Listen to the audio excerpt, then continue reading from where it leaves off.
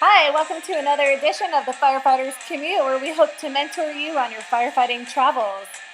You're with Captain Dave and Engineer Lisa.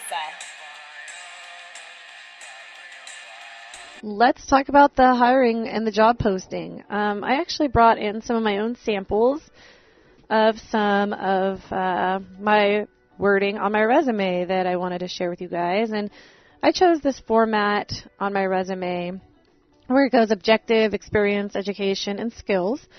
And under my objective, it's to work in the capacity of a firefighter paramedic and fulfill the roles and responsibilities this position encompasses. And it further goes on. And then I have my experience. I was a volunteer firefighter. I worked Priority 1 ambulance in Stockton. I became a firefighter paramedic.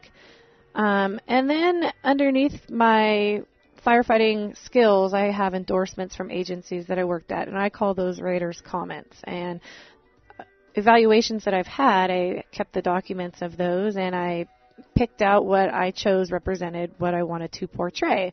So I have has more energy and love for the job than most and ready to train. And then another one is your dedication and commitment to the fire service is appreciated.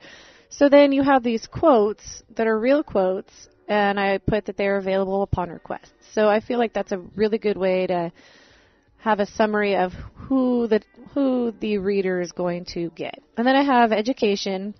And I have my associates and, my fire academies and continuing education. I think that that's important. And then I have a skill set base where I'm a driver operator 1, swift water flood, rescue systems, truck company, confined space, all the way down to pipes and drums. So I think it's important that you put things that are necessary for your job, your extracurricular things that you do, like the pipes and drums isn't necessarily part of the fire department, but it's like an aux group of the fire department, and it represents the fire department. And I do that on my own time, but it shows my level of dedication to the fire service, which I think is really important. So, and we'll post. We should be able to post that, upload that easily for people. Yeah, you're going to have to redact some of my personal information because I don't want people texting me on my cell phone or emailing me at my Hotmail. Hey, I'll put it onto it. This one's pretty old. I still have my Hotmail on here, but it's an example. In the wording, it's how to set it up under what the headlines are typically consistent. They'll get an education, they'll get a job skills, and going into... Dave, we work with this guy who had a really awesome resume. He had actual photos that represented like department colors, and he made his like a brochure of himself, posting photos and then describing what he was doing in the photos. Do you remember that? Mm-mm. I'm trying, it was like a brochure, like an ad for himself versus like a resume. So some new school thought is that people are trying to sell themselves or market themselves, so they're coming up with different tactics to stand out. And he had posted pictures in the same colors that the department has and then described the pictures resume style, if you will. So you don't remember any of that? No, and there's a problem with that, and I'll tell you why. It's when you're in an old setup. When you're in an old setup, you have to adhere to the old setup way of doing business. Believe it or not, if you want to file a lawsuit, the format has to adhere to a consistent format. The headings and terminology has to adhere to a certain vernacular, a way of doing business that everybody has agreed is what we're all going to do things as. And if you file a lawsuit and you deviate from that, it's going to be misrepresented. Okay, so it's like this psychology question. Once you're in backgrounds, the psychologist looks at you and says, why should you never throw rocks at a glass house? Correct? And what they're looking for is the stream of people saying the same things. And if you're like that odd duck who's saying something different, then they're like, oh, red flag, like most people will say, because you'll break the house. I've been on interviews and stuff like that. This backfires 100% of the time. So if you have a resume that stands out, then they're going to say something's wrong with this person. You're deviating. It looks like you're trying from to... normality? Do you want it looks like the wolf standing in line wearing the sheep's clothes. And you're like, what are you doing? Just do what everybody else is doing. And it's going through a copy machine.